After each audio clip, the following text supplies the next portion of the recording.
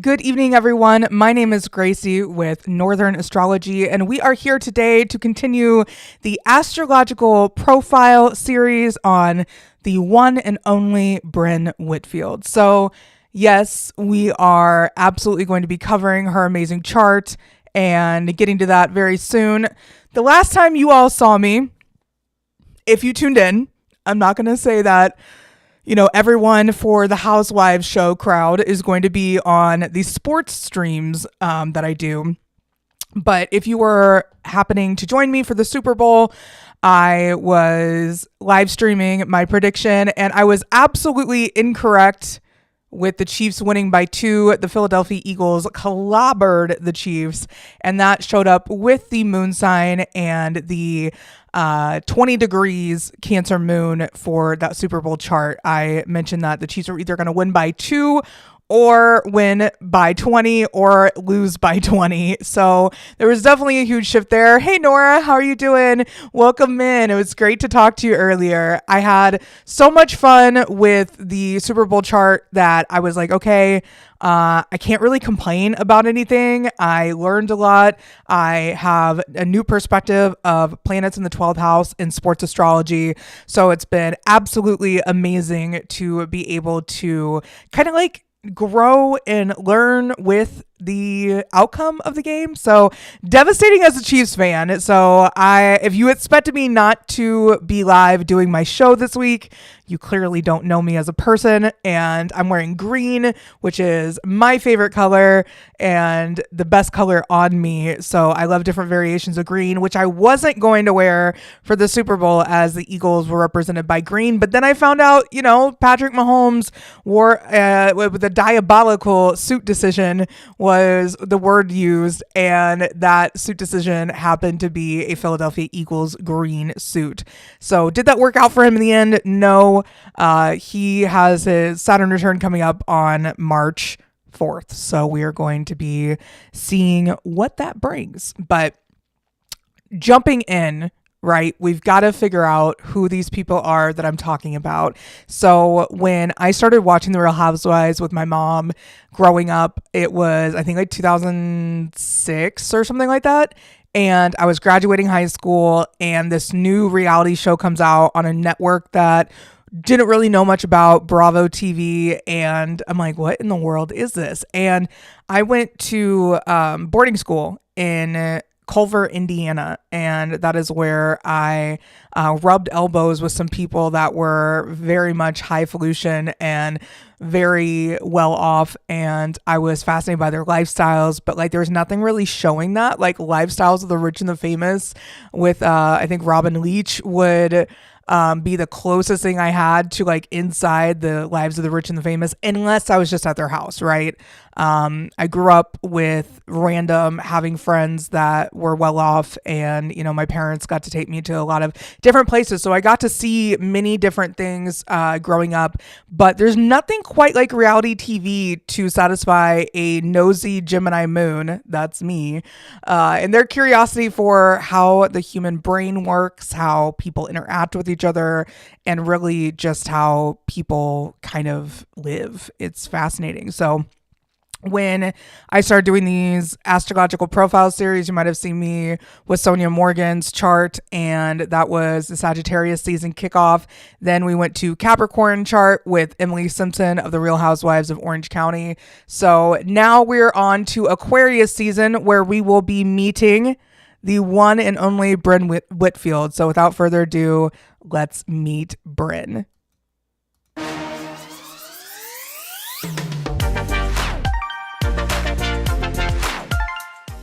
Where I think it goes wrong sometimes, Zuba, is because you actually are right and you have a valid point. But because when you yell, you then lose. Can I remind you, you guys are actually really close friends. You're both hurt, you both up, you guys are friends. You don't have to climb when you're already at the top. You're gonna get pulled into this. This was before with the cheese and the other thing with the Casa Cipriani, and I called you a social climber. You know that. I didn't know that. I told you this. Oh, no. That's okay, though. Because I'm not going to get upset because I'm not. Maybe Erin thinks there's a ladder because she doesn't know how to get to the top. I didn't have to climb. I took the elevator. Straight to the top. I didn't even have to ask. I can't look at you the same. Listen. I never talked to you like that. I never treated you like that. I never called you a piece of shit. You don't understand why I feel this way. Why? Can you not hear that? You all have front row seats to this show. Did you? Do you run still? No. My knees are bad now. So you've been on your knees a lot? A lot. Got really ahead of mine. Stroked my way through life. I'm so proud right now. No one a joke is a joke. Like, Yeah. everyone needs to take like a humor class or something or go to like a comedy workshop. This is the problem with the world. Like, All right. So before we go any further, I do want to point out that I have not covered Brynn's placements yet, right? She is an Aquarius sun with a Gemini moon and a Taurus rising with her Venus in Capricorn. So when I say that she has a smart mouth and knows how to use it, she absolutely does. And she's hilarious. Jenna, I'm slamming pineapple juice for us. Thank you. For us later. So when does this get to be consummated? Tonight. The magic happens Do you think we tonight, can? Jenna. Yeah. I mean, listen, things have not happened. You know It's what? amazing. I'm a bragging sucker for rights. good-looking, successful New Yorkers. I'm gonna get you like I did the rest of them. It's all like Donkey Kong. Let's go. Thank Bada you, bing, Brynn. bada boom. Like, Thanks, what's your Daddy. situation? Yeah, What just is poured it the in my mouth a little bit. Yes. The lime as well? Wow. This is my friend Sarah. Sarah's friend. She's the birthday girl. Lovely to meet you. The invite clearly states bring the person who you either A, last had sex with, and or B, the person who you want to have sex with that evening. Did you bring anyone with you tonight? No, I didn't bring a plus one. So, Jenna, which one is it? And more importantly, where do I fit into this equation? Honey, I'm home. What's up? The party's here. Brynn show up in the Hamptons like a pimp. Oh my God. Hi. From head to toe, fur jacket. That's not the Hampton look. That's Mississippi, like down in the river. Hi, baby. How are you? Hi, how you doing? I've been sore for 2 years because of you. Are you ready to work out? I've been You gotta sick. do it. Okay. I mean, Can you guys I want vouch you for to her? give me a hard Can you guys time, but vouch not for in her? that way. Is she safe? I told you. You're gonna have competition when she We comes. can just stay like this, though, if you want. Brynn, I think, was birthed flirting. I'm sure the doctor, like, literally wanted to date her. I mean, the girl can, like, turn on a paper bag. Look good? You've been working out. He's an amazing man. He truly is an amazing man. It just feels now like a little bit more like a hot cousin than What? Okay, well that's like Just, like, many times removed. Like, How he is, like, his penis is very proper. Like, it has like a little ascot on his it. penis is proper. Yeah, it's like, you know, most penises aren't like, you know, penises, I love penises, but it's like, you know, they're like not all. It's like well-groomed. They look, it's like. I know what you mean, It's actually. like, It's like, hello. It looks like photoshopped. It's like, oh, hello. Fancy meeting you We here. know all.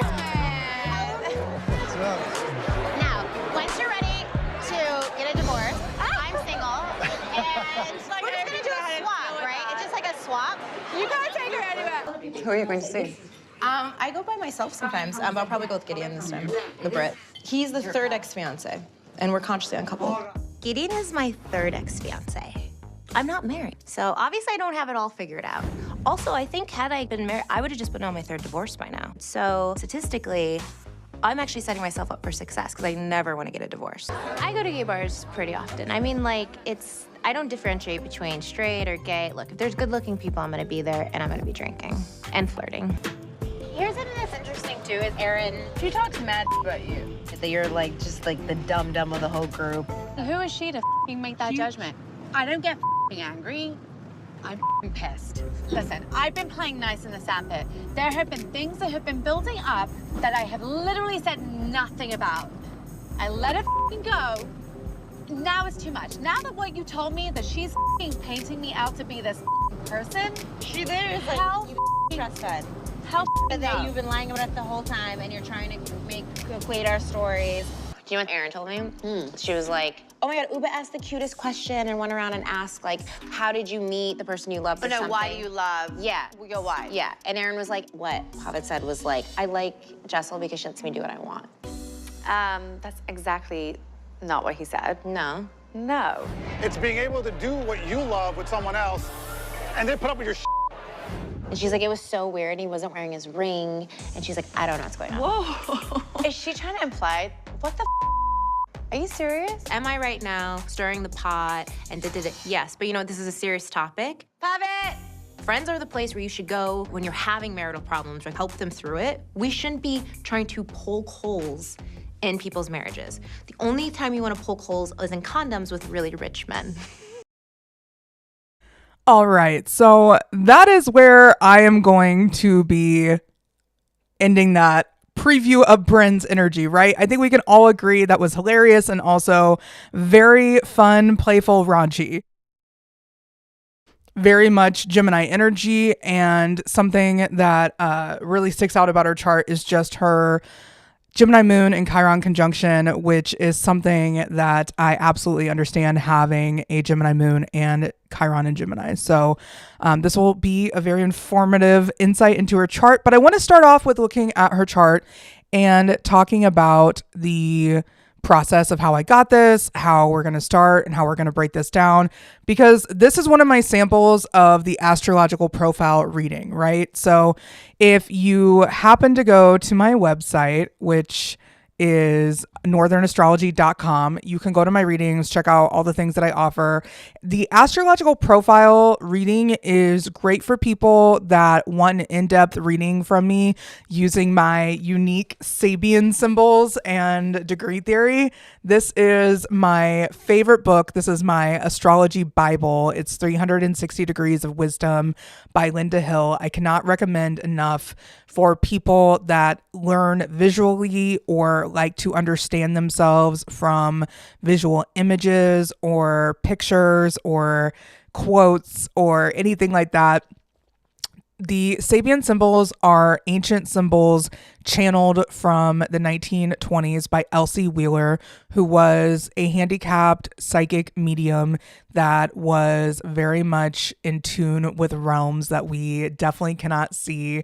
Her moon was at 29 degrees Pisces, which is one of the most magical degrees of the zodiac. And I like to think of it as the transformation degree, the last big burst of energy when a life is over, the life review, the realizing that the only thing that we were supposed to do this entire time on this earth is love and be loved in return. It's a beautiful degree. And this is very much like a flip book of all of the energy that lives within your chart. So when I reached out to Brynn, it was 2023 and her show had just premiered. And I tagged her in a post and I'm like, I have to know her birth time. And she's like, 10:30 a.m. I'm pretty sure. I was like, okay, cool. That was enough for me, mostly because all the charts that are available on the Housewives are mostly noon charts or sunrise charts, and those are not necessarily correct. You will have the planets there, but the biggest part of the birth chart, it just helps to know so much, is the rising sign, right? So we are going to be talking about how she is a Taurus rising. I have pulled the charts from an hour before and an hour after, and this is the chart that speaks the loudest, just because, you know, when you say 10:30, that's a very specific number. So when people give me very clean, rounded up numbers, I'm like, are you sure it wasn't 5 or 10:28 a.m. or 10:32 a.m.? And when you have that specific time, it unlocks everything. When you are guessing at the time, you are only guessing at the energies, right? Because part of astrology, that the planets and the celestial bodies, luminaries, whatever you want to call them, when they show up in a chart, they all show up no matter what, whether you have the time or not, right? So if you know what day you're born, or you know around what day you're born, you can usually figure out what planets are what. You will not know your chart ruler unless you have your birth time. So this is why I constantly stress how important it is. So we are working with a generic birth time. It is not pulled from a birth certificate. So we are going to be looking at this as, yes, there are some intercepted houses. Yes, there are degrees like part of fortune and vertex that could be very much insightful to the chart. Are they going to be extremely accurate without a birth time? No. The MC and IC and AC and DC, what I like to call your compass in your chart, the navigational beacon, so to speak, of your chart, those are also not going to be accurately timed, as well as the degree of the houses. And I use Placidus, and I also work with specific degrees. So I don't use whole sign at all. And in fact, it confuses the hell out of me to see a chart with all zeros. I'm just like, what is going on? So I need to see where the houses specifically begin. And that is through the Placidus system. Obviously, I'm a Western astrologer, tropical astrologer. So these are all going to be sorry, I had a thing in my neck and I'm like, I need to fix that. These are all going to be very much the generic energy, having a Taurus rising, and her rising sign doesn't change with the hour before, hour after. So knowing that she is a Taurus rising is a great start. And that helps because then we know that she is ruled by Venus. So Brynn, if you're watching, welcome to your astrology chart. I am definitely looking forward to diving into all of it. But I do want to make a quick statement here, because if you guys watch the Real Housewives of New York at all, and you follow along with all of the ups and downs and are currently caught up with this season, you will know that there has been a lot of controversy around this season. And while I am 100% aware that astrology does not mean it's a blanket statement for everything. Not all Geminis are evil, not all Pisces are crybabies, and not all Sagittariuses are mean. There's very much just general stereotypes of the signs, right? And what we have to remember is that all things live within us, and our birth chart is all 12 signs just specifically placed in certain areas to dictate the themes of our life and the timing of our life. Using astrology as like a personal clock, a personal, inside look at what's happening in your life and the timing and themes of it all. And it's really just a blueprint to your soul and what sparks your interest and what gets you going. And with a chart like Brynn's,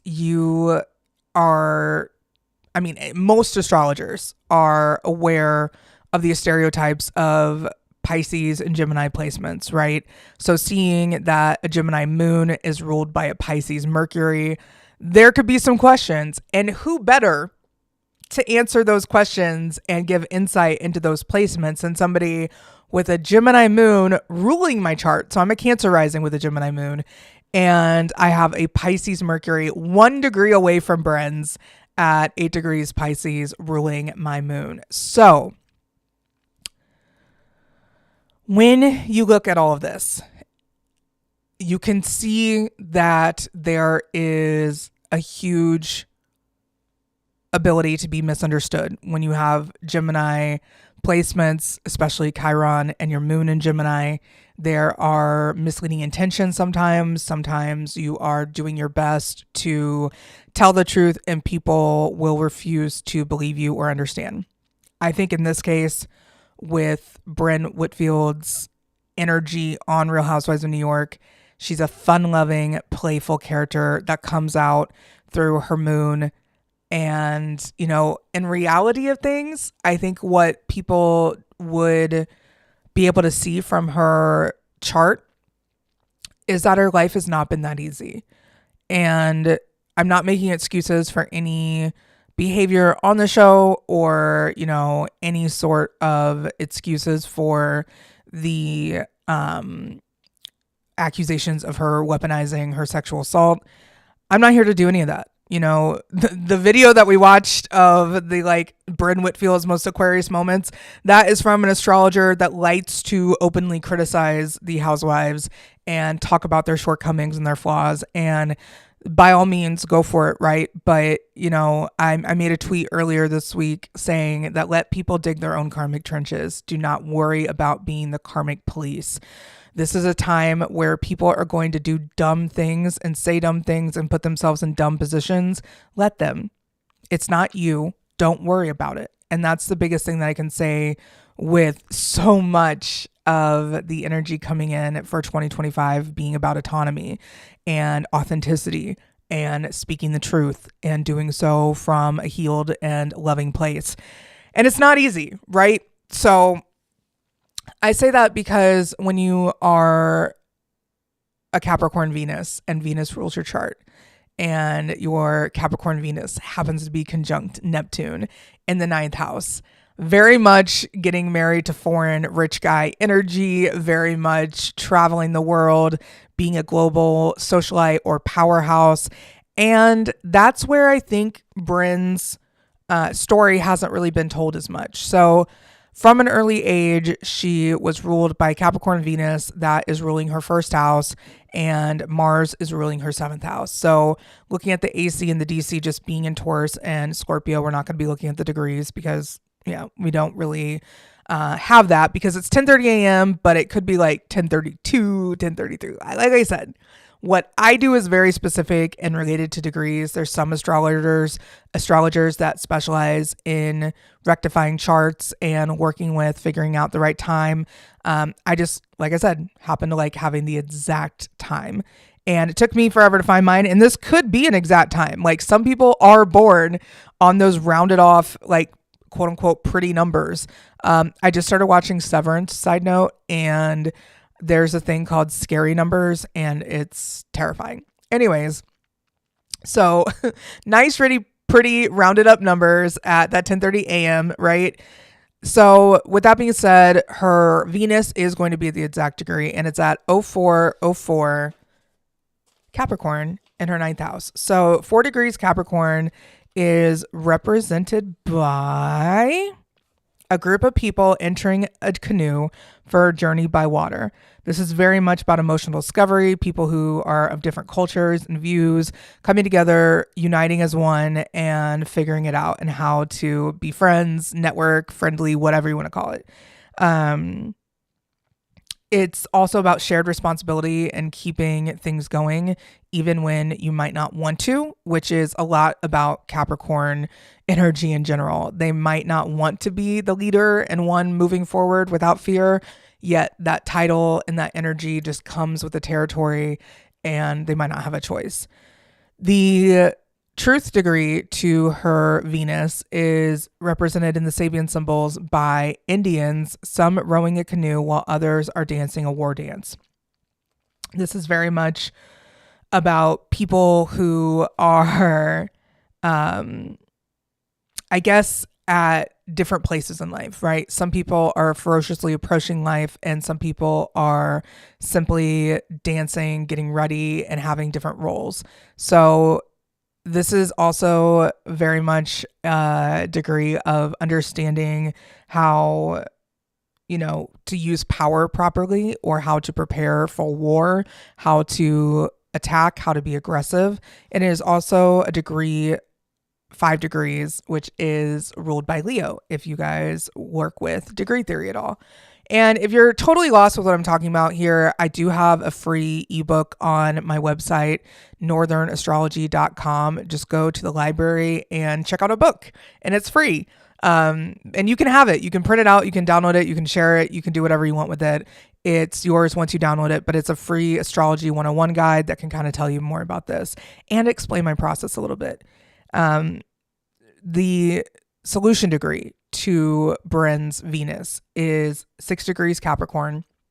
So when I look at any 1 degree in the Sabian symbols, I look at 3 degrees to tell the whole story. You get the truth, or the karmic, the truth, and the solution. And it's like the holy trinity that you look at. So the solution degree, or the quest degree, as Linda Hill calls it. Linda Hill is the queen of the Sabian symbols. The truth, or the solution degree, is 10 logs lie under an archway leading to darker woods. So it's all about learning how to develop skills and resources that help you in the present moment. Having a 9th house Venus, you might submerge yourself in big, grandiose things, escapism, traveling, seeing the world, visiting fabulous people, and being all over the place, right? So that's definitely something that Brynn might engage in, especially with her 8th house, Uranus and Sagittarius. It is at the degree of a chubby little rich boy on a rocking horse. And that very much signifies that her galactic center, which is at 27 degrees Sagittarius, is constantly changing, constantly shifting. It's like under revolution, her spiritual core and what she truly believes in and understands about life, and her cosmic, spiritual journey in this lifetime can kind of shake up a lot. And it can be an insecurity of hers where she might not feel at home in the world sometimes, or she might not feel like she has that like safe space until she builds one for herself. And that is where her Gemini moon comes into place, right? So Chiron retrograde in the second house at 15 degrees and her moon in Gemini at 23 degrees. I am quite familiar with the 23 degrees or the 23rd degree of Gemini. And that is because that is where my Chiron is. So that is something that I felt like I could relate to Brynn with for sure. Excuse me. And when I saw that, I was like, okay, I understand her in a way that maybe other people don't, but I still, can disagree with the things that happen on TV while not knowing the full story and simply wanting to shed more light on her energy and intention through the lens of astrology. So 23 degrees Gemini up in her second house is represented by 3 fledglings in a nest high up in a tree.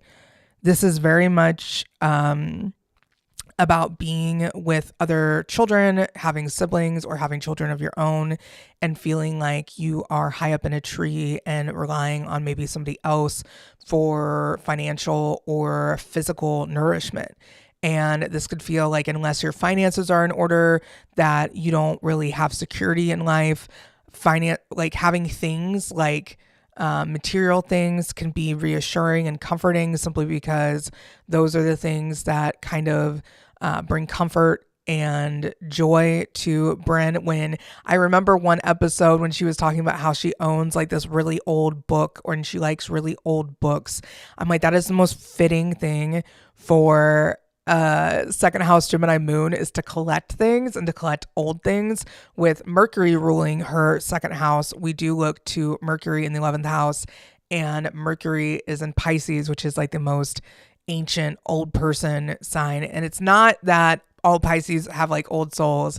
If you want to look to grandparent energy, it's the 9th house, and that's also where Sagittarius is home too, and Sagittarius is ruled by Jupiter, and so is Pisces. So it does give like old kind of like Santa Claus grandparent energy, like the over the top grandparents that just provide everything for the grandchildren. And that's her second house. So when I found out that she was raised by her grandmother, her mom's mom, that in Indiana, in South Bend area, it was really close to where I went to boarding school, which was really wild. I flew out of the South Bend airport once when I was running away from school, and it was hilarious. I said I needed to go get my knee looked at, and then I just flew home, and I was like, all right, bye, I gotta go. Anyways, it's not about me though. The 3 fledglings in a nest high up in a tree is a very powerful degree, and it's all about discovering yourself, figuring out this, like, it's the survival of the fittest. It's the struggle of what you need versus what you have. Also wanting to leave home before you're ready to. Psychological immaturity is part of this degree. And yes, I could admit I was psychologically immature at times. The truth to this degree, though, is represented by carefree children skating on ice. So this is all about like that joy and carefree feeling of gliding around, flying through the air. It's wintertime, the cold air is hitting your face, but you don't care because you're having so much fun. It's this like sense of escape, and it is a fragile situation unless you're at an ice skating rink where you are safe and it's like designed to keep you safe. Skating on ice is a dangerous thing, and skating on ice or walking on thin ice, or the expression on thin ice, definitely comes with this degree. And it's knowing how to maneuver in tight situations. It's observing your center of gravity. It's about testing your boundaries and really exploring what you can get away with. And then we go to the solution degree and the quest degree of Brynn's moon. And it's represented in the Sabian symbols by a gardener trimming large palm trees. So 25 degrees is an Aries ruled degree. 24 is the Pisces ruled degree. And then we have 25, the Aries ruled. And it is all about getting things like looking tidy and looking nice.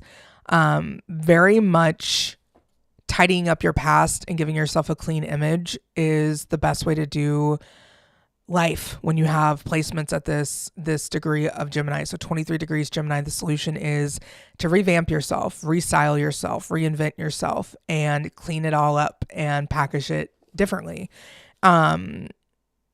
This is also a degree that dabbles in not knowing when to stop.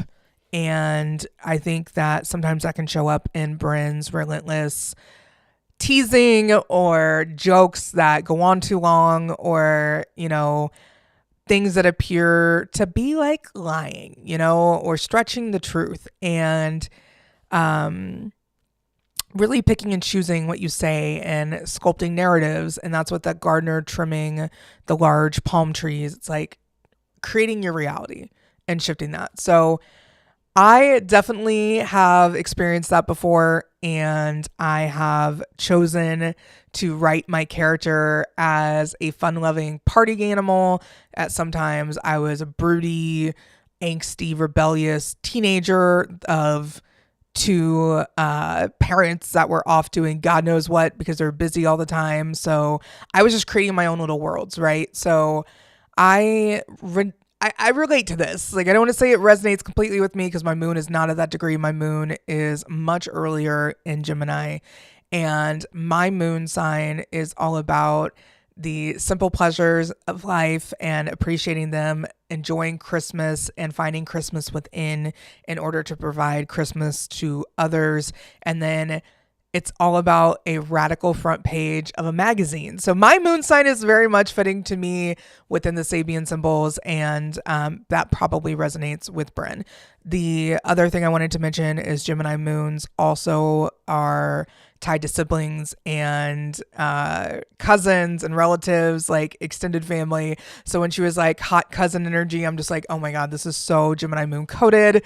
And it was hilarious. But also, I get the references. I like how she pushes the envelope and tries to get people to be a little uncomfortable. So with that being said, looking at her Gemini Chiron and looking at those degrees, 15 degrees Gemini is represented by two Dutch children talking and studying their lessons together. So other languages or people that communicate in her own little language or that just speak Brynn are people that really speak to her soul and help heal her.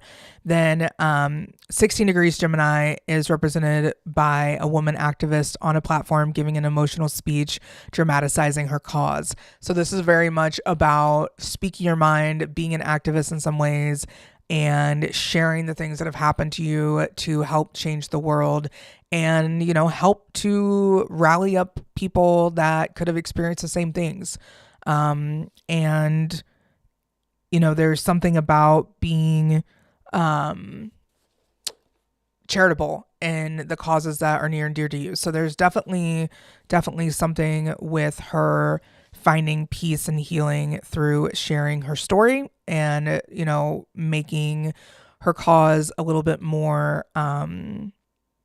obvious in what she's trying to push for and what she's trying to accomplish with her story, because we all have stories, right? We all have stories and we can all share them. And when other people are telling your story, especially as a Gemini moon myself, it's like, you don't know me. You don't know the full thing, because with Geminis, there's always three sides to everything. The truth of what actually happened, their side, and the other side. And it's whoever's against them, their side, and then the truth. And that is more prominent, I believe, in Gemini suns. But with Gemini moons, it's what emotionally happened to us is really the only thing that matters. What we feel like our perceived version of reality is something that is very much like that is what we stick to. That is what we know. We know it from our perception. There was a time in my life that absolutely felt like I was fighting against the world. I was very angry. I radicalized myself in a lot of different ways. I spoke out about things and was like the vocal spokesperson, down to being in commercials and stuff for it, of things that had happened to me in my personal life, along the lines of domestic violence, as well as just harassment and what kind of comes along with being a public figure in anywhere, being a woman in the spotlight. And I was very much a public figure in my media career here in Kansas City. So not on the same scale, of course, but it's relatable. And so when I see her Jupiter squaring her moon, there's definitely tension with the father figure in life and her son in the 10th house. I have a 10th house sun and Jupiter. And while everyone's like, oh, you're highly favored, it's like, do you know the pressure that comes with being a 10th house sun?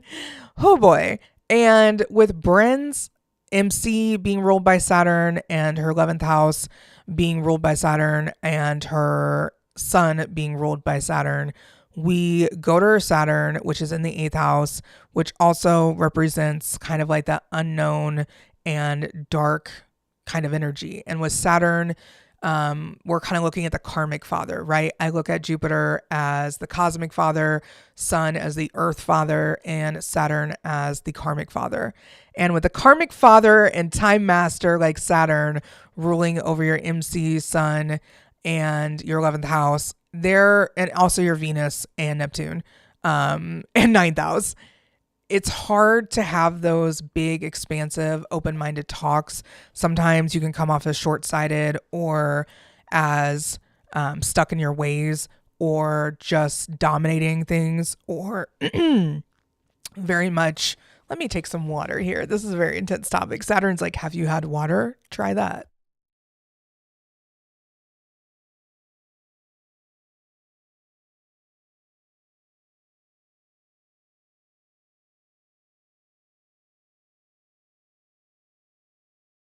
All right, we're back.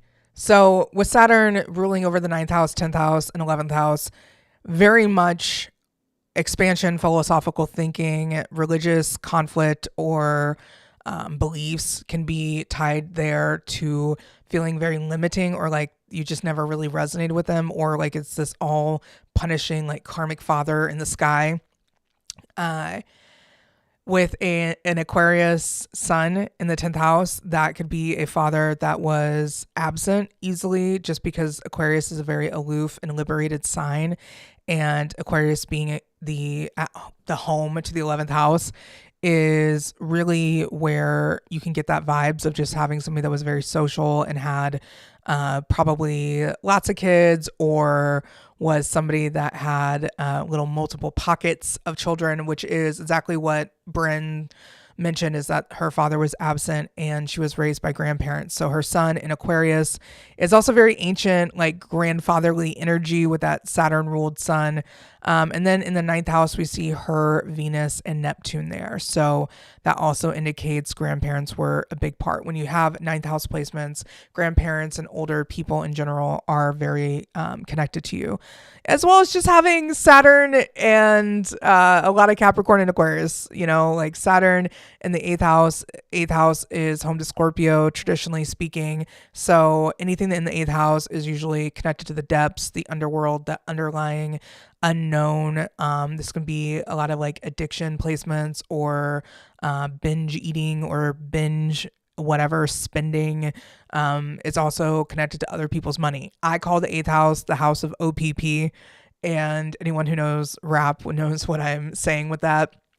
But it's also other people's property, the PG version, other people's property. So it's like, I saw this meme and it's like, I'm tired of talking, sign over the papers to your father's real estate. And I'm like, this is so 8th house coded. It's perfect.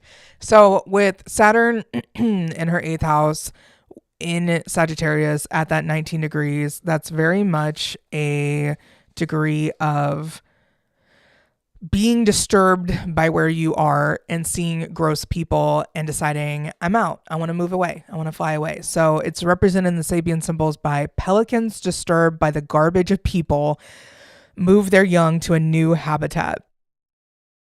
So maybe where she started from or certain areas were not as pleasing, or, there's a situation that you need to move to provide a better life, and that it could be around her Saturn return when she was 28, 29. That's very much the case. The truth degree to this is in winter, people are cutting ice from a frozen pond for summer use. So this is very much like Nordic country, like northern pole, like North Pole energy, basically. Like Finland and Sweden and all those like very Scandinavian countries. It's like the image of cutting ice to prepare for winter. This is also very old school in a way that you would like save ice for summer use because you don't have ice machines. So it's kind of like old school in that. And the Sabian symbols are old. They're over 100 years old it's 100 years this year that they were channeled. So 100 years ago, you'll see things about, they'll use the term Indians instead of Native Americans, or American Indians. And then they use like slave girl as one of the terms in there. So Gemini is one sign that really deals a lot with racial issues in the Sabian symbols. So when you go through the Gemini Sabian symbols, it talks a lot about like this one here, Gemini 12 degrees, a black slave girl demands the rights of her mistress. And that is, the degree of, if you're spoken to poorly and you don't deserve, the treatment that you're getting, say something about it. And it's like this revolutionary energy rising above conditions and limitations. They just sound old, and they're just old fashioned, and they're out of date. But the message behind them is always channeled through a modern lens, since Linda Hill did this in, I think the 80s. Let me make sure. All right. 1995 was when she published the first edition, and then they redid a lot of it. But, Linda Hill is an incredibly talented astrologer and incredibly gifted with these Sabian symbols, and has a very special connection to Elsie Wheeler. So I'm looking forward to her sharing more about that in the years to come. But yeah, they're a little bit outdated sometimes. They can deal with like topics like earlier, the Indians and the canoe and the war dance stuff. Like that is very much an outdated way of viewing Native people. And that's kind of like the one thing about the Sabian symbols is, it was from 100 years ago. But the concept of the Sabian symbols are actually dated back to the people that invented astrology and created astrology. So it is a very ancient technique to use still, and I love them. So we were talking about the kind of like the racial background of the Sabian symbols in Gemini. And then also we're talking about how the father figure in that 10th house Aquarius sun can sometimes feel a little bit absent, or just like a reigning, towering figure of authority, like very military feeling, very like drill sergeant feeling, and definitely overpowering at times. Aquarian people do not like to be told what to do. They are the masters of freedom and liberation. They are the free spirits. They are the water bearers, the people that gather us all together and nourish us all with information, or socializing and networking and putting people together and connecting others. Aquarians are not just these alien emotionalist weirdos, right? Like modern astrology kind of paints them to be this kind of picture of not caring and kind of like psychotic in ways. And I'm like, no, that's not it at all. And Aquarius energy has been very inquisitive, very brain powered, being an air sign, and having any sort of air in your chart makes you very much brainiac and very much into freedom and helping other people keep an open mind and really just loving the art of socializing and people. So having a Gemini moon, a south node in Libra, and a sun in Aquarius makes Brynn very much a socialite. When they were mentioning charming the pants off of other people like Brynn does, that was very much something that, you know, stuck out. So let's finish watching that rest of that video.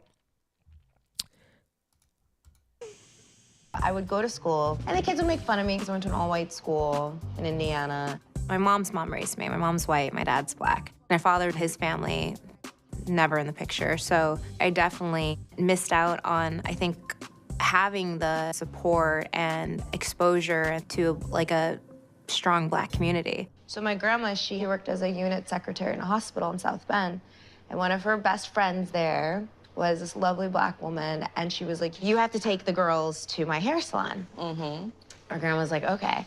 And then basically every week, Saturday mornings, grandma would drop me off at Bradley's in the morning, and then my little ass would stay there all day. And it was like the best. The black hair salon is known as a beauty shop. Community, right? Yeah. It was important. Like, that was my only exposure to the black community, to black women. Yeah. And I saw like how beautiful black women were, how strong they were, how funny they were. And doing that literally every weekend for like a decade. Like, I love it. Thank God for it. Yeah. You know? Yeah. It was amazing. Yeah. I love that. So Brynn definitely has complicated story with her background, her upbringing, and it's very evident that that could be the case simply because of that Gemini moon. Gemini moon means your mom is usually there, but like not really. Either she's busy, or she herself is going through a lot, or she is a socialite, party animal, gone all the time, or somebody that was just like withdrawn and maybe a little bit more isolated, not really hands-on as a mom. Or she was like best friend energy right alongside you, felt like a sister more than a mom, right? Gemini moons have a very unique relationship with their mothers. So hearing that Brynn found a lot of community and a lot of solace in her black hair salon and how that is like a community experience.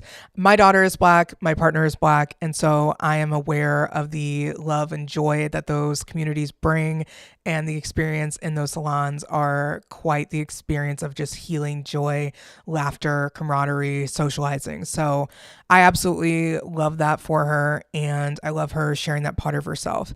You know, this last season, season 2, I feel like it was way more about developing storylines because, you know, sometimes we only see the social life and we only see the socializing and not seeing the like work life of these women. I feel like we just don't really get to see them in their element, right? And somebody who's got a second house ruled by Mercury and Mercury in the 11th house, they are going to be masters at networking, socializing, and moving through life. And one of those highlights that you saw, Erin, another housewife on Real Housewives of New York, mentioned that she might have called Brynn a social climber. With Jupiter and Mercury in the 11th house in Pisces, especially Jupiter and Pisces, you don't need to social climb. There are ways that life just presents itself to you. And that is the same thing that goes for the moon in Gemini in the second house. Square Jupiter in the 11th house. I feel like sometimes the reason that people can be judgmental and a little bit foot in mouth, if you will, with her situation, with accusing her of being with rich men and whatever. One, she's ruled by a Capricorn Venus. That is the most highest standards, high level of achievement, power seeking, but it's like power to match their own power and not power to get ahead in life. It's very much I love Capricorn Venuses, and my best friend is one, and her standards are so high. And she also has Saturn ruling her 7th house and is a Cancer rising like me, so it's not quite the same, but Brynn's love of travel and seeing the world and pretty much having the world is because she knows she can be with somebody that provides her that. She has her Lilith in Cancer opposite her Venus in Capricorn, and her Lilith in Cancer is in the third house, which is ruled by the moon. So it's very much about her divine feminine need to express herself, her need to be sexual and be seen as a sexual being. She has a Mars in Aries conjunct Vesta in Aries, loosely conjunct her North Node. So she's supposed to be in the spiritual mental health, or, she's somebody that would work really well behind the scenes with helping people achieve their highest potential, right? And Aries North Node is all about this fierce warrior mentality, but the 12th house is all about the unknown and the secret, the hidden, the mystical, the isolated. And it's the house home to Pisces. And with Jupiter ruling over her 12th house and Jupiter in the 11th house, her aggression and playfulness towards people can definitely be taken the wrong way. With Mars conjunct Vesta, all she wants to do is create a fire and feel like she can be a safe space, especially for children. Mars in Aries is very much either at war with children or in their own children, or they are very much a big child themselves and trying to fit into this world as they can. And with her Mars sextile her moon, yes, she's going to absolutely say the wrong things sometimes and let her anger speak for her. She's also aware that in a certain sense, I think when you saw the reunion, you saw a lot of closure and ties being kind of wrapped up with that, and people really being like, hey, this is someone that is learning from their mistakes. And if Uba can move on and forgive Brynn and they can move forward from this, then I think the rest of the world can too. And the rest of the women were like, hey, I think we might have been a little harsh on Brynn. And I think that was good to see. And my personal opinion is that, when you have such a layered and complicated human being, there are going to be flaws just like everyone else. And having somebody single out her flaws and really kind of feel like they're attacking her, I think that 12th house Mars was just like on defense mode. And I did not read the Rolling Stone article, and I only watched the show. I noticed that she locked her comments on her Instagram. She took off her PR contact of who to reach out to. And I'm like, hey, Brynn, I get it. You need to retract a little bit. That North Node in the 12th house, as well as Vesta and Mars, can be like, I need some time. And that's okay. Like having that time to breathe, air out, really get right mentally, that's incredibly important. And, even if her 12th house is ruled by Mars and it's not intercepted and it's ruled by Aries, I can really see that would make a lot of sense too, because feeling under attack is very much an isolating feeling. And then let alone having a Mars in the 12th house, that would be absolutely a feeling where you're just like, what did I do? What did I do this time? It's very much cerebral and a bit mental at times too. This is very much her Mars sextile her moon can be incredibly powerfully emotional.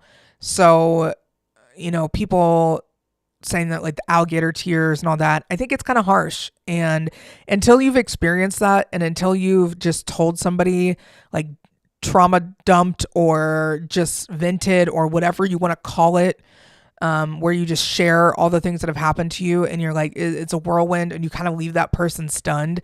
I can see how that can happen. And I can see how the words can get misconstrued, right?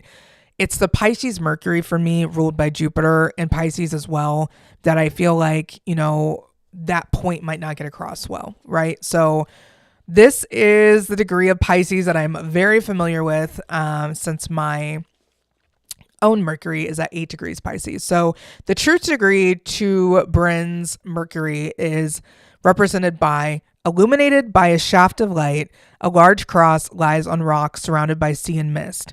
So this is like a degree of shouldering the burden and the spiritual burden of things that have happened around you, before your time. It's like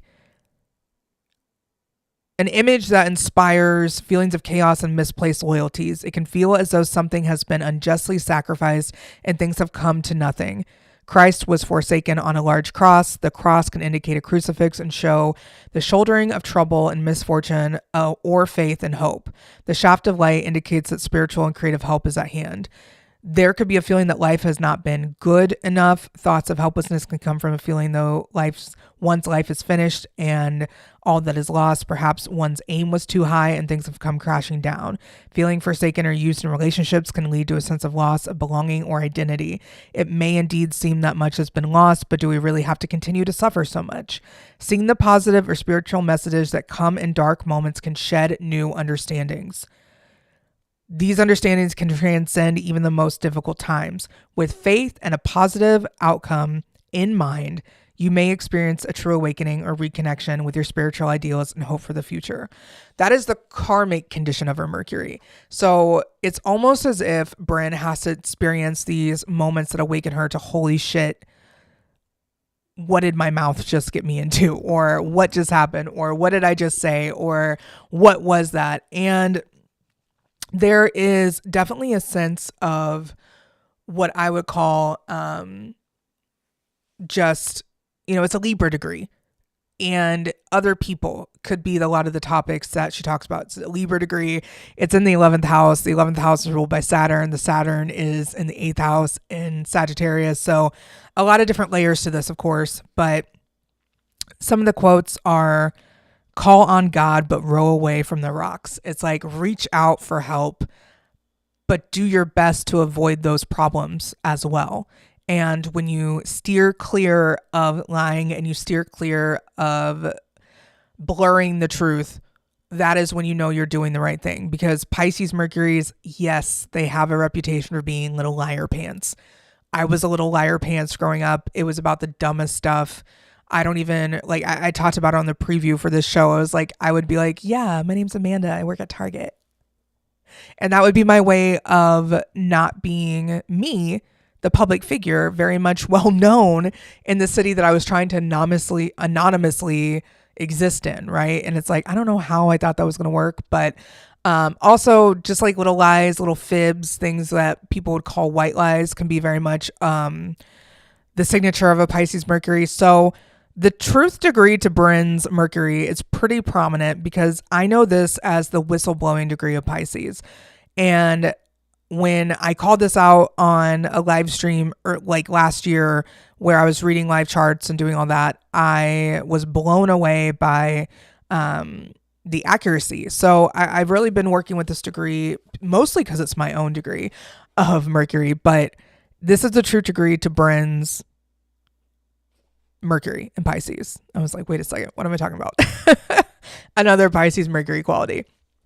But 8 degrees Pisces is a true degree to Brynn's Mercury and is represented by a girl blowing a bugle. And this is whistleblowers, blowing your own trumpet, rise and shine, girls in a man's world. And boy, was I a girl in a man's world for a long time. So this is very much the karmic condition of my Mercury placement, but the truth degree to Brynn. So she's very much one of the guys, probably has a lot of guy friends, very much comfortable with them. And then the solution degree to her Mercury is the race begins. Intent on outdistancing his rivals, a jockey spurs his horse to great speed. So this is all about competitiveness and high ambitions, wanting to win against the odds, aggressive desire, exhilaration, jumping the gun, being too ambitious, galloping at full speed prematurely, and very much a classic case of cart before the horse, right? So with that being said, I am, looking at Brynn's chart in general and seeing that her Mercury is where her 6th house begins, possibly because it could be different, with the birth time being 10:30 and it seems like a rounded up birth time. Once I get all the exact birth times from all the housewives, which I have another one coming up, which I'll announce at the end of the show for Pisces season. I'm so excited. But you see the placements and you can see the underlying things happening in Brynn's life. And right now we have Saturn for her in her 11th house, and that is loosely squaring her current or her natal Saturn, and or not loosely, it's like within 1 degree orb. So yeah, it's definitely squaring her natal Saturn. And then she also has Mars retrograding Cancer in her 3rd house. So mentally, there is what is kind of feels like an attack on her character, which is very much, kind of set by the way that she presents herself and the way that she speaks and the things that she says. So it can be very frustrating to be like, okay, how do you really crack through somebody that doesn't want to be perceived, kind of like Gemini moons don't really want to be perceived, but has so much to give. She's incredibly smart, incredibly brainy individual. And having Saturn in Sagittarius, it's like you're the ultimate teacher. And then in the 8th house, like she would be great at like obscure, like occult knowledge or taboo subjects, or doing a podcast based on the untouchable subjects or the off limits topics, and really pushing the envelope, because she has a lot to say, and it might be difficult to do that with poise and grace at some situations, just because it's like, hey, she's got a larger than life personality. When you're ruled by a Capricorn Venus, you're already like an old woman at heart, or like an old person at heart, and you're like, it's like skipping all the like polite years and just going straight to the stuck in my ways old lady. And it's like, you're going to say what you want to say. You know that life is a game of your own enjoyment, and you kind of you've been here before. That's the energy of Capricorn placements and Aquarius placements. They've been here before. And so having an Aquarius sun is like, you are like the cruise director and like the social director that really never asked to be there. And like an 11th house energy in the 10th house can very much feel like you are known for connecting people. So when she said that she was working on a dating app, I mean, that's super fitting. I thought that was very spot on. I thought that was cool to see too. So yeah, I think her biggest struggle with that 11th house is just having her Mercury and Jupiter kind of seem like maybe she is looking to climb up in her life at some points. Her Jupiter square her moon. It is important for her to feel secure, and maybe that happens through other people, or, her extended network helps her feel more secure when you don't have a close family, or you don't have a solid family life growing up, with her 4th house being ruled by the moon and her moon in the 2nd house. And her 4th house being where childhood and behind closed doors and everything like that, that makes her moon a huge focal point, right? And once again, it could be different. Her 4th house could easily be ruled by the sun, and then her sun is in Aquarius, and that kind of shows that like absent father kind of ruling over that home life, or absent parents in general. Once they start to learn who they are, right? Moon, trine, sun in Aquarius. It feels as though once they figure out who they are, once they find their voice, once they start to vocalize their humor, once they start to share their gifts with the world, once they start to shine a little bit, I really do believe that life opens up more. When you don't have Leo placements that I can see, like Brynn, the full moon happened roughly around her 4th or 5th house. So, her creative overdrive might be amping up. Having a Saturn ruled sun is very much like getting better later in life. And so when you're young, you're just like fucking up and figuring it out. And that is the journey of Saturn dominant people. With that being said, having so much of her childhood being so tumultuous and all over the place, I really do think that the moon probably ruled over that 4th house. And her moon in Gemini is one of the key things to understand about her chart, just because it's so powerful to unlock and forgive that past. Also, her Mercury and Jupiter and Venus are all very powerful. Her Venus, obviously, because it's her chart ruler. But that Venus and Neptune conjunction, you're going to believe the best in people, or believe people for what they say they are.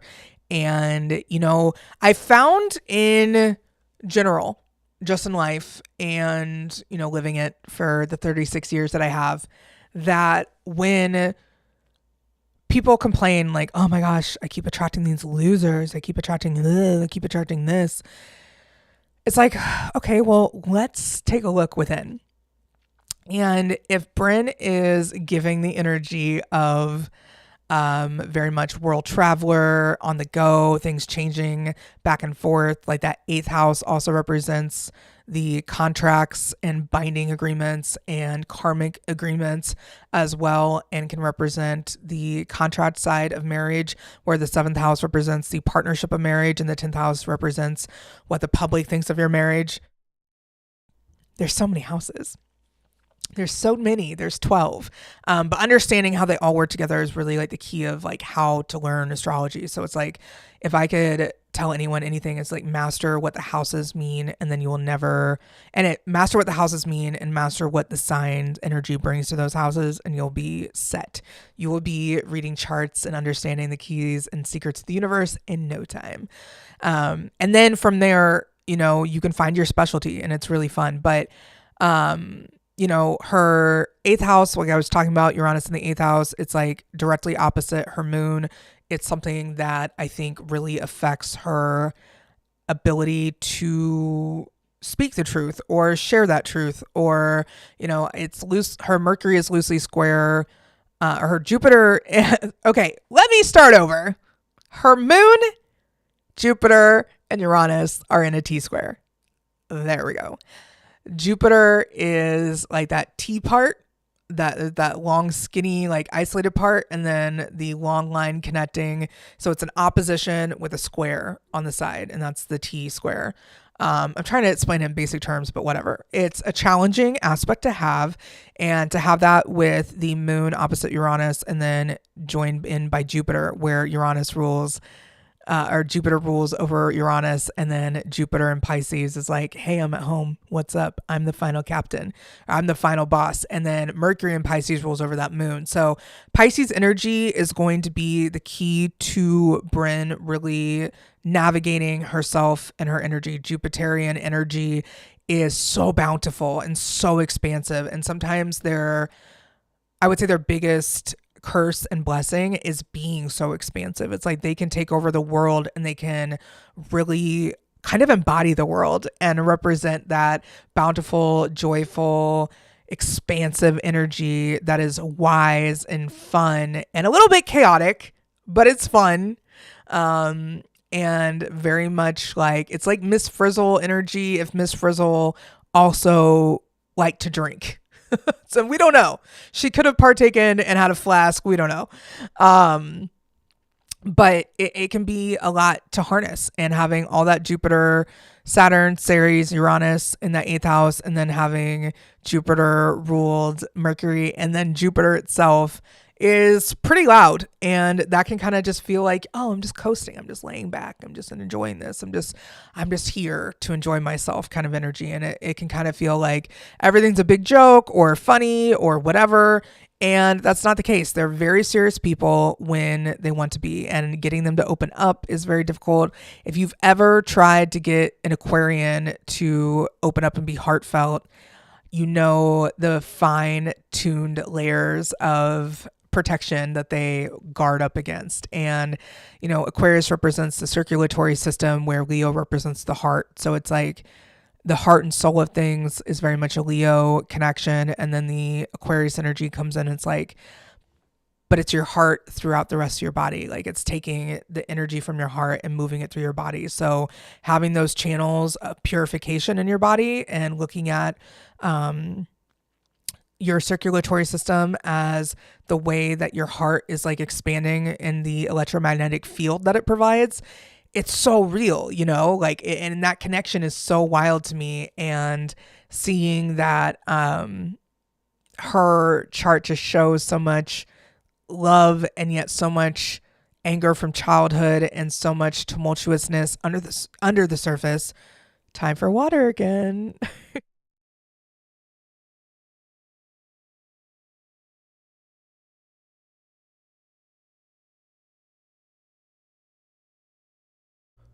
it can be really unnerving. So I want to leave on a little bit of a positive note, just because I'm like, hey, we've talked a lot about responsibility of your words and using things wisely. So her North Node at 13 degrees Aries, North Node is what I was trying to say. I have no idea why, but hey, my speech impediment's fun. North Node at 13 degrees Aries is represented by a bomb which failed to explode is now safely hidden from discovery. So this is like having somebody that's like an explosive person, and karmically a bomb that failed to explode is very much like a secret little firecracker. And, you know, it might have taken her a little bit of time to grow into that Aries energy, but, you know, it's definitely loud. 14 degrees Aries, which is where her truth degree to her North Node is represented in the Sapien symbols by a serpent coiling near a man and woman. So interestingly enough, we have some lunations happening this year. This is my book, our book, The Astrology of 2025, and I'm going to read it from it. There is, yeah, I know that's happening in the new moon area, but full moon at 14 degrees Aries happens on October 6th this year. So with every housewife chart I look at our new moon and full moon calendar in our book. Yay. I'm no Vanna White, okay? I'm just trying. Ooh. So it has the new moons and the full moons listed here, and it gives you the degrees and their descriptions, and then it goes into talking about all the eclipses and how to do magic or not do magic on the eclipses, and it talks about like what those lunations are all about, and it has this for every new moon and every full moon of the year, and it's so cool. It's like a super big section. It's like a big part of that book. So that middle section is all the new moons and full moons, and then journal pages, rituals. It's incredible. So if you haven't already, go buy my book. The good news is, if you haven't bought my book yet, is that we are globally restocking with Barnes and Noble. So if you have missed out with our first edition, that's okay, because Barnes and Noble has now edited it and made it perfect and amazing, and we're going to be letting that out next week, I believe. So very excited about that, and we'll get more out next week. It's just like I got to focus on one thing at a time. So anyways, yeah, that full moon is happening on October 6th on Brynn's North Node in Aries. So October 6th could be quite a big day for her, or just that could start a new type of journey for her, right? With an Aries North Node, we look at the South Node being in Libra, and South Node being in Libra can kind of be like, maybe you were a little bit too passive in the last lifetime. Maybe you're a little bit too focused on beauty and aesthetics and visual appeal, or you were too focused on doing things fairly or equally, like in the home or in like gender roles or whatever, and you never got to play that fierce warrior role in your life. And it could be something that is held back from many past lives. You could be repeating this lesson all over the place, but you know, having a South Node in Libra means that she just went through her nodal return, right?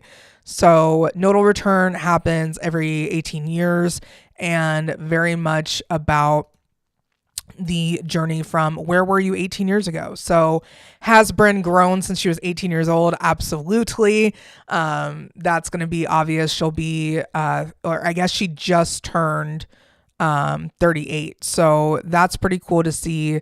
And now she's in a third house year. It's all about communication, siblings, short-term travel, like road trips, stuff like that. So very interesting to see how that plays out, to see that full moon in Aries on the degree of that serpent coiling up next to a man and woman. And that is like the truth degree. So what is that all about? It's about enlightenment, seduction, jealousy, sexual instincts.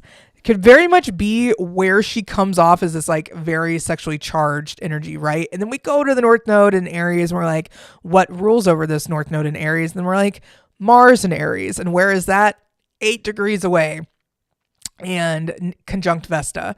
So the solution degree to her North Node is represented by 15 degrees Aries, and that is an Indian weaving a blanket in the light of the setting sun. It's all about doing things with enjoyment and finding joy in everyday life.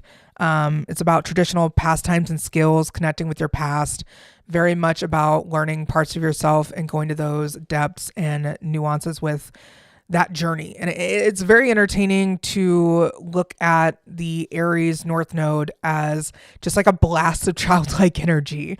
And these people are perpetually young and they're perpetually immature too. My mom has Mars and Aries conjunct my son, and I'm like, you are a clown. But we love her no matter what. And then we go to her Mars and Aries, which I'm just going to look at that degree real quick. And that is... this is a poignant degree, okay? This is one of my favorites of Aries, and it is trine a degree of Sagittarius that's all about foreign relations and about like relationships to foreign people and foreign cultures. So this degree is represented in the Sabian symbols by a boxer entering the ring, and it's all about knowing when to fight, knowing when to defend your beliefs, and knowing that you have earned the right to defend said beliefs. This is about physical or psychological self-exertion and fighting for an emotional, psychological, or physical space, being seen as a person of strength, throwing punches, fighting on any level, going after the title, big versus small egos, wanting to knock people out, and looking for combat are the themes of this degree. So finding that like inner happy place and inner sanctuary for Brynn is going to be so important to her anger not bubbling over and getting her thrown in jail, right? Like fight or flight, Brynn's going to win in a fight. The truth to her Mars and Vesta degree is the gates open to the garden of all fulfilled desires. They're very much Garden of Eden, very much once you figure out your place in life and your role in life and what really drives you and motivates you, it's this new threshold of a way to live. And it's like you can see your life through the zoomed out lens, and you can see what you want, how you're going to get it, and everything else. And it's really about being in the driver's seat. But this degree, the truth to this degree, is craving happiness, content, and being able to achieve that in life. It's all about achieving that happiness. Her solution degree to her Mars and Vesta conjunction in the 12th house is represented in the Sabian symbols by a woman in pastel colors carrying a heavy and valuable but veiled load. So there's something that even us astrologers cannot see that's from her childhood or from her young adult life that Brynn is carrying with her. And it could be the sexual assault she mentioned. It could be a myriad of things that happened, and talking it out and sharing that pain in a constructive way, in a way that helps others realize that they're not alone, and really learning how to connect with herself on a spiritual level is going to be key to the time ahead for Brynn. As I say the time ahead, I say because Saturn is currently in between her Mercury and Jupiter in her 11th house, and Saturn is going to be shifting into Aries in 2025. Once again, I have all that covered in my fascinating and incredible collaboration with Alessia, Amanda, and Jamal that are all brilliant astrologers, and I love working with them because I feel like we created magic and now we just get to relaunch and reframe that magic. So very exciting. But it's all in my book. Whew, I thought I was about to sneeze. I am still going through whatever has been going on in the air for the last few weeks. Like my household has one just recovered, one possibly sick, and then one that has an immune system of like 400 men. It's incredible. The strongest immune system known to man, and one that just kind of teeters on the edge of unhealthy all the time, but that's because he's in recovery for all the surgeries and medical procedures that's happened to him over the years. That's my dad. Luckily he hasn't got it yet, but it's like we're just all kind of like going through that. But what was I talking about? Oh yeah. So the Saturn going from Jupiter, like visiting her Mercury, then it's going towards her Jupiter, and then it's going to be heading towards her North Node and Vesta and Mars in the 12th house. So same with Neptune, and that's going to be a spiritual awakening of some sort. So I'm really excited to see what that brings. I think a full moon on anyone's North Node is like getting a boost from the universe. Like, hey, it's your time. What are you going to do with it? You know? And having already gone through her nodal return, I feel like this is going to be a year of Brynn of understanding her words have a lot of power, understanding how to use her words wisely, understanding that she has a story to tell, and using that in a healing way to kind of open up that crown chakra and really kind of like connect to all the things that might not have been as available to her, like maybe connecting with relatives and learning more about who she is and what she is made out of, or connecting with her past through genealogy research, or learning about herself through, because that South Node in Virgo, right? We didn't talk about that, the North Node and South Node visiting her 12th house and then going to her Jupiter and Mercury. I feel like that North Node in Pisces and South Node in Virgo is really going to be clearing up a lot of that cloudiness and teaching Brynn how to be a lot more direct and non like pot stirring as much, and be more like, yeah, didn't you say this? And like maybe be a little bit more like based in truth and rooted in truth, and not a questionable truth. And I'm not saying that she's not a truthful person. I'm sure that there's sides to her behind closed doors that we don't know about, right? And these people that are on these shows are like incredibly vulnerable and share so much that it's like, I can't judge what someone is created or painted out to be without knowing them as a person. I simply want to highlight the magical parts about them and the things that can really show where they're gifted and talented. Brynn happens to have Pluto on her descendant and in her 6th house. And since, once again, the birth time is approximated, she very easily could have that Pluto in the 7th house, but it still appears to be like opposing her ascendant no matter what. And what's really interesting is just that Pluto on the descendant shows a transformational life, a life that you might not have expected to live very long, or you felt like the world is closing in on you a lot. And life just seems to be like a cocktail party. It's like the Rolling Stones song Shattered. Life's just a cocktail party on the streets. And it's like a very tongue-in-cheek song about everything being so glamorous, casual, and like la-ti-da. But under the surface, it's like, holy shit, what am I doing? And we all feel that at some time. We all feel those levels of like, oh shit, what's going on here? And having that on TV feels like it could be a lot. So I am simply saying that I think she punishes herself a lot more than anyone else could with her Saturn sextile, her sun. You know, she is her harshest judge and harshest jury and harshest executioner.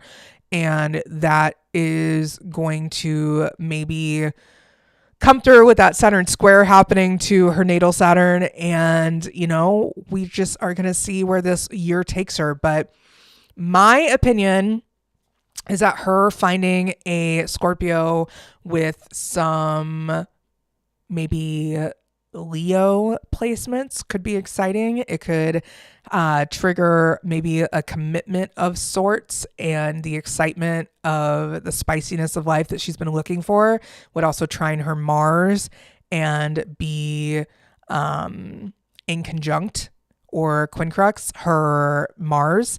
So yeah, I really like that. I am definitely feeling the Scorpio with Leo placements. And then a Capricorn man would probably just make Brynn want to go to a boardroom and do business deals versus be super, super into. But I could see a Capricorn man being like maybe the gateway to her financial empire expanding, or connecting her to the right people that will help her continue to grow and be an entrepreneur behind closed doors, or whatever it is that she is doing these days. You know, I think there's just so much here about how she is spiritually connected to things in ways that are different than other people.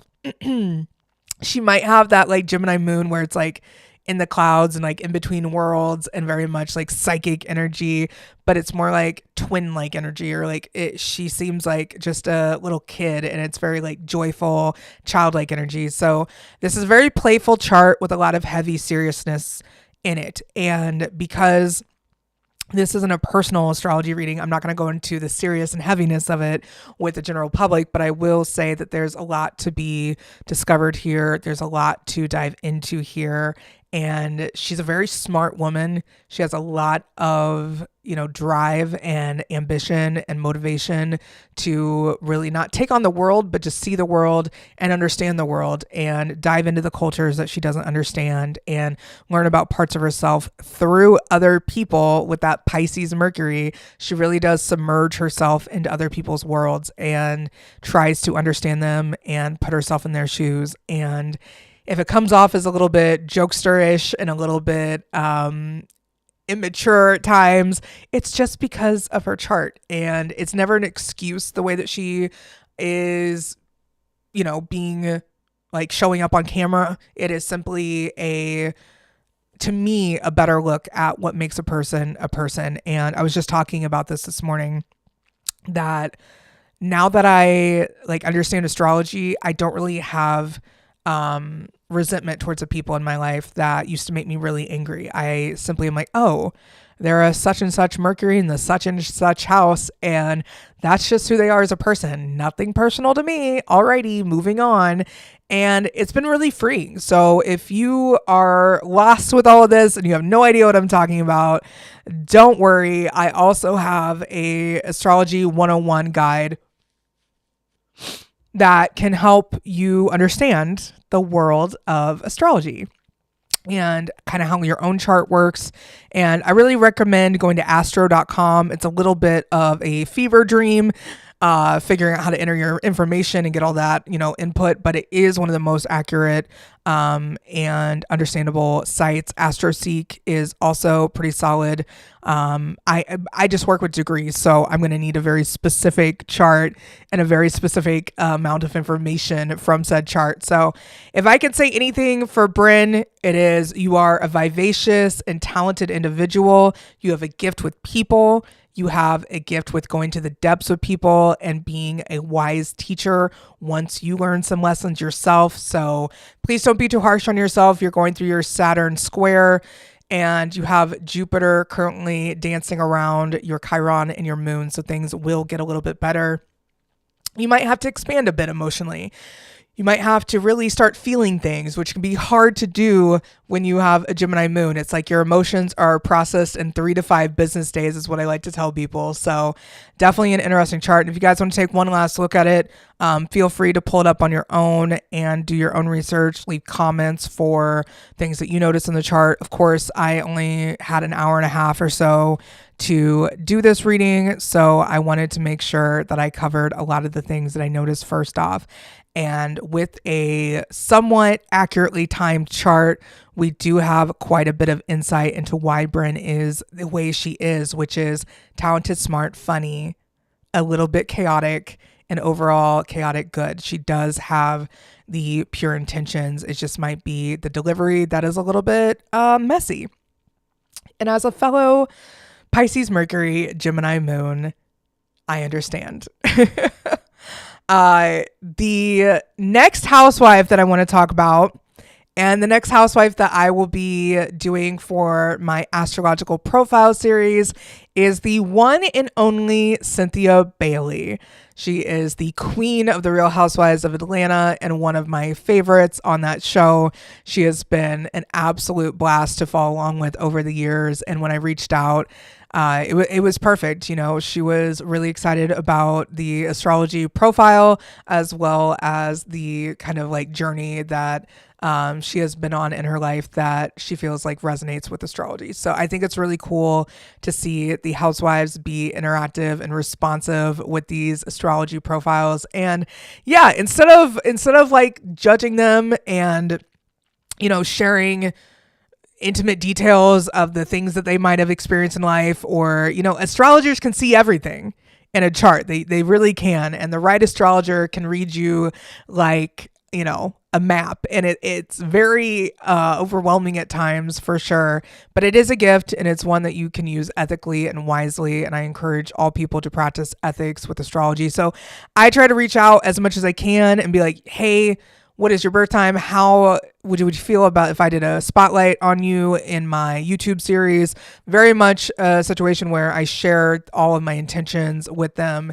And it's been a really cool journey so far. So we've done Sagittarius, Capricorn, now Aquarius, and we are getting to Pisces. So Cynthia Bailey will be the one and only feature for my first season of Pisces Housewives. And we'll see if I keep going, you know, like this one season might be like where I'm like, no more, but I could also just get picked up by Bravo and they could be like, you just do this on our network now. And I'm like, okay, cool, we'll do. I would absolutely love to be an astrologer that goes on the girls trips and helps people like see their differences. If that's something that they would want to like maybe bring in a classically combat trained psychiatrist for as well. I don't know if I'm supposed to be the one that's like, here, I can make you like each other. I'm not saying that, but I can definitely help people see their differences and see how they work together. And I think that there was like a preview of that on Vanderpump Rules with Allie, the girlfriend or the ex-girlfriend of James Kennedy from the Bravo collection of Vanderpump Rules. That show is now canceled. So if you need an astrologer that has already been working with these charts and already kind of doing profiles, I got you guys. But short of any Bravo producers watching this and being like, what is going on? I will continue doing these live streams. Football season's over, right? I was live every Sunday and I was very much enjoying those conversations. I will be live again in March. I don't know when yet. I'm just figuring it out. Cynthia's birthday is on February 19th, though, and she is a Pisces, and I do know that now that I have her birth time, and I'll probably just wait until March because I'm tired. I'm okay with admitting that. Normally, as an Aries ruled by a Capricorn Mars, admitting I'm tired is like against everything that I stand for. I am tired. My children are on a 6-day break. So I'm really excited. I don't have anything to do for 6 days. And then when I do have things to do for 6 days, it's like, I don't have to be on camera though. So definitely a blessing to be able to do this and to be able to share my astrological knowledge with you all, give you a preview into what a reading with me would be like, as well as shine a light on the people that we see on TV. And Real Housewives are coming back. So perfect timing. I'm really excited to watch the next season and excited to see where it goes and excited to bring you more information about these incredibly vulnerable and amazing ladies. I, once again, have the utmost respect for these women. They make aging cool. They make being a woman in your mid to late years actually look really exciting and like they're having a good time. And I think that this whole franchise, the Real Housewives in general, has helped a lot of women come to terms with still having fun later in life, and that, you know, life doesn't go to die out once you turn 40 or 50 or 60. And I look forward to this franchise continuing for many, many years and helping show the human side of these fabulous and wonderful women. So Thank you for watching. Thank you for tuning in. I look forward to the next one as well as my time away. So the only way to reach me will be through readings, right? My presence on social media, my desire to be on social media, my whole Pisces season routine is to go within and start focusing on myself and the magical projects I have coming up, which are plenty. I have so much to do in the absence of me being live weekly, sometimes a couple times a week. So I'm really looking forward to that break and resting a little bit, but coming up with new and exciting ways to connect with you all and share my love of astrology. So without further ado, I will see you next time. My name is Gracey with Northern Astrology, and I hope this has been as magical for you as it has been for me.